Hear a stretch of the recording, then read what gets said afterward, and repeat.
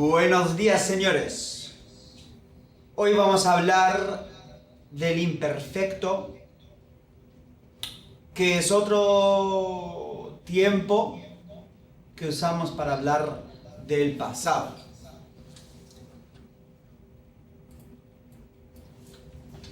Ahora, hasta ahora hemos visto un tipo de pasado simple, que es el pretérito. El pretérito es un tiempo simple que expresa el pasado y es el único que hemos visto hasta ahora.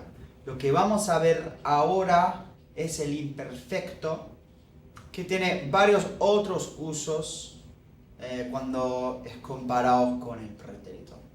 Hoy vamos a aprender primero a conjugar el imperfecto, conjugar los verbos para que estén en la forma del imperfecto, en el tiempo del imperfecto. Segundo, vamos a hablar un poco sobre los usos del imperfecto para entender cuándo es que usamos el imperfecto. En otro capítulo, bueno, más allá en este capítulo creo, o a lo mejor en el próximo capítulo, vamos a ver al pretérito y el imperfecto comparado, ¿vale? Para saber cuándo es que se usa el pretérito, cuándo es que se usa el imperfecto, ¿vale? Ahora, welcome back. Today we're going to be discussing the imperfect tense. The imperfect tense is another simple past tense in Spanish.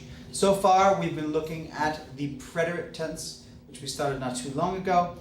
The preterite tense is one of our simple past tenses. The other is the imperfect. Today we'll be looking at how to conjugate verbs so that they're in the imperfect form, and we will also be looking at the ways in which the imperfect tense is used. Later in this chapter, in the next chapter, I can't remember, we will be looking more in depth at the differences between the preterite and the imperfect and learning how to use them together. But for today, we'll talk specifically about how to use the imperfect. Okay? Let's take a look. So, first let's discuss how we conjugate verbs in the imperfect. Very simple. It's an easy tense to conjugate. There are only 3 irregulars, which we'll see in a second. How do we do it? AR verbs, we drop the ending as we normally do with verbs. So this is hablar. I've dropped the AR, leaving us with the root ab. And then we add aba, abas, aba, abamos, abais, and aba. Okay, notice the accent on abamos. So hablaba, hablabas, hablaba, hablábamos, hablabais, hablaba. For ER and IR verbs, we drop our ending. So this is comer right here. And we add ia, ias, ia, íamos, iais, ia. Accents on all of those forms. So yo comía, tú comías, él comía, nosotros comíamos, vosotros comíais, ellos comían. Now, let's talk a little bit about when we use the imperfect tense. The conjugation should be fairly simple. Let me tell you first about the irregular ones. We have the verb ser is irregular, the verb ir is irregular, and the verb ver is irregular. Okay, so only 3, very simple. Ser is going to be based on era, ir is going to be based on iba, and ver is going to be based on veía. You should be able to guess all of the other ones. So we have era, eras, era, éramos, with the accent, erais, and eran. Okay? That should be pretty obvious. Iba, ibas, iba, íbamos, ibais, and iban. Again, very obvious once you know the first form. And veía, veías, veía, veíamos, veíais, and veía. Okay, so no real mystery there. You can find that in the book as well, but you just have to remember era, iba, veía. And all of the other forms should be very straightforward. So, let's look at some of the uses of the imperfect. First use is ongoing actions in the past. This means, if I want to say, for example, I was eating, this is the form that we use. So comía can mean, among other things, I was eating. Comía.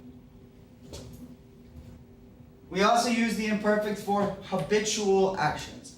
So if I want to say, when I was a kid, I would eat pizza every day. Or I used to eat pizza every day.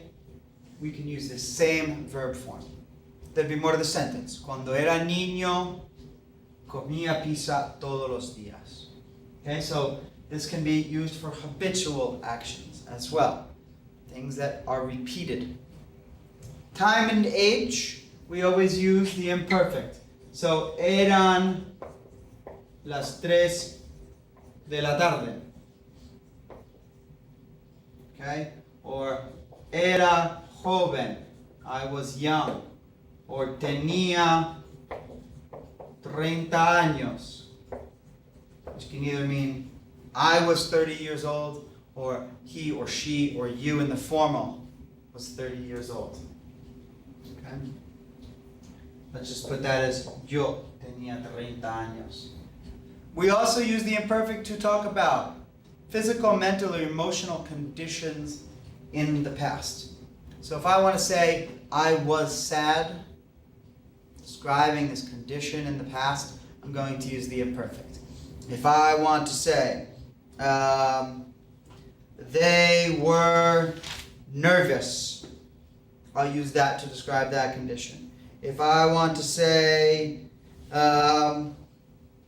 my house was very large, or I wasn't feeling well, okay, or the tree was green. These are all physical, mental, or emotional conditions in the past. We'll use the imperfect for that. And then setting the stage kind of goes with some of these others, but this is one way that we often look at the imperfect. And that'll be really helpful to you when we start looking at the imperfect compared with the preterite.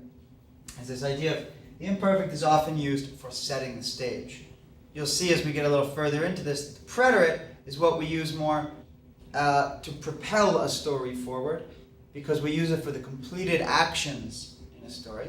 So I would use the preterite to say, I ate the pizza, I drank the soda, I went to the party, I left the party, I went home.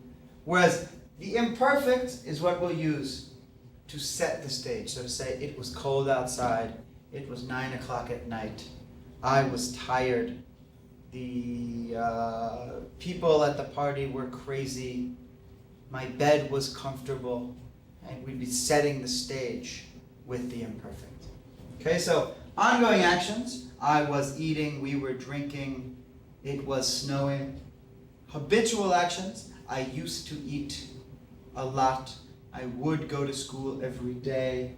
Time and age, it was 3 o'clock in the afternoon, I was 20 years old. Conditions, I was exhausted, I was tired, the house was red. Talking about these, you can also look at that as a description in the past. And setting the stage. These are our basic uses of the imperfect. As I said, later we'll be looking in some depth at the play between the preterite and the imperfect. But for now, just have an idea of these basic uses of the imperfect and how to conjugate it. ¿Ok? Muy buena suerte y hasta luego.